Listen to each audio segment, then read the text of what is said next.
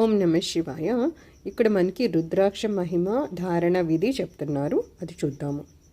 గతంలో ఒకసారంట శివుడు చాలా దివ్య సంవత్సరాల పాటు ధ్యానంలో ఉండిపోయారట. ఆ తపస్సు నుండి ఆయన కళ్ళు తెరవగానే ఆ కళ్ళ నుంచట కొన్ని నీటి బొట్లు భూమికి రాలాయంట. గౌడ దేశాన, మధుర క్షేత్రంలోనూ, అయోధ్య నగరంలోనూ, లంకా పట్టణాన, మలయ పర్వతం పైన, సహ్యగిరి మీద, కాశీ క్షేత్రాన అవి పడ్డాయంట. అవే కాలాంతరాన్న రుద్రాక్షలుగా మారాయంట. ఇవి రుద్రుడి అక్షుల నుండి ఆవిర్భూతం అయ్యాయి కదా, అంటే రుద్ర దుఃఖాలను క్షయింపచేసేవి కనుక వాటికి రుద్రాక్షలనే పేరు వచ్చిందట. అయితే శివుడు భక్తానుగ్రహ తత్పరుడు కదా, అందుకని ఆయన రుద్రాక్షలను చతుర్వర్ణ భక్తులకు కూడా అనుగ్రహించారంట. వాటిలో రేగు పంటంత పరిమాణం ఉన్నాయంటే అవేమో సుఖ సౌఖ్యాలను వృద్ధి చేస్తాయంట. అవే ఉసిరికాయంతో ఉంటే కనుక అవి సర్వారిష్టాలను శమింపచేస్తాయంట. అవి గురువింద గింజంత ఉంటే కనుక అవి మనసులోని కోరికలన్నింటినీ సఫలం చేస్తాయంట. చెప్పేది ఏంటంటే ఈ రుద్రాక్షలు ఎంత చిన్నవైతే అంత మంచి ఫలితాన్ని ఇస్తాయంట. జపం చేసుకోవడానికైతే ఈ రుద్రాక్షల మాలికలే అత్యంత శ్రేష్టమైనవి అని చెప్తారు.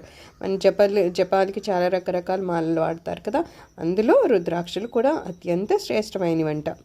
అలా అని చెప్పి అన్ని రుద్రాక్షలు ఆరాధనీయాలు కావంట. అవి సమానము, నునుపైనవి, గట్టివి, స్థూలములు, కంటకయుతాలైనవి అయిన రుద్రాక్షలు శుభప్రదాలు.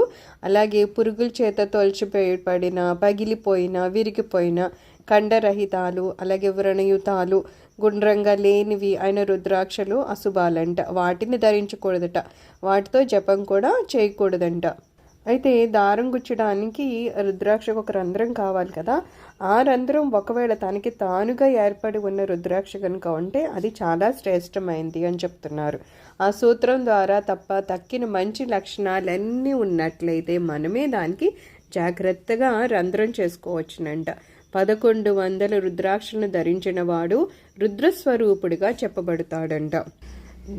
దాని వలన కలిగే సత్ఫలితం చెప్పడం ఎవరి వలన కాదు అంటున్నారంటే అన్ని సత్ఫలితాలు దొరుకుతాయి అన్నమాట.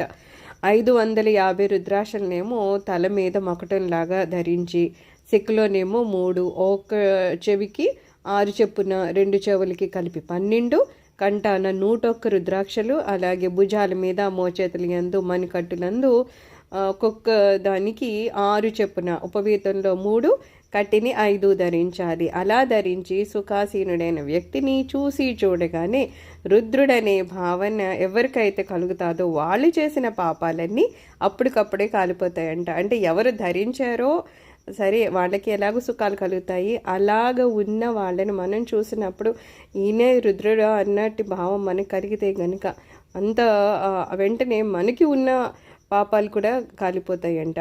ఇందులోనే ఇంకా కొన్ని రకరకాల పద్ధతుల్లో జనాలు ధరిస్తూ ఉంటారు, లేకపోతే ధరించవచ్చు అని చెప్తున్నారు. అందులో ఒక పద్ధతిలో ఎలా ఉంటుందంటే సిక్కనేమో 1, శిరస్సున 30, కంటాన 40, బాహుద్వయంలో 32, 2 మణికట్టులకి కలిపి 24, 2 మోపుల 500, మాలికగా 103, ఉపవీతంగా 255 ధరిస్తారు. ఇలా రకరకాలుగా ఉన్నాయన్నమాట. ఎలా అయినా సరే ఇలా ధరించడము శైవ ప్రవర్ణ అంటారంట వీళ్ళని. సో వీరు ఎవరైనా సరే శివభావంతో నమస్కరించాల్సి ఉంటుంది. సో ఇలాగ ఎవరైనా మనకి కనిపిస్తే ఆయనే శివుడు అనుకొని మనము వాళ్ళకి నమస్కారం చేయాలట. అయితే ఇవి ఎవరైనా ధరించవచ్చా అంటే ధరించకూడదు అంటున్నారు. భస్మ రుద్రాక్షలు ధరించి శివారాధన చేసేవారట మద్య మాంసాలు కానీ, నీరుల్లి కానీ, వెల్లుల్లి కానీ, మునగ, విరిగి మొదలైన వస్తువులను తినకూడదంట. బ్రాహ్మణుడు తెల్లటి రుద్రాక్షలు ధరించాలంట. క్షత్రియులేమో ఎర్రనివి, వయస్సులేమో పసుపచ్చనివి, నల్లనివి.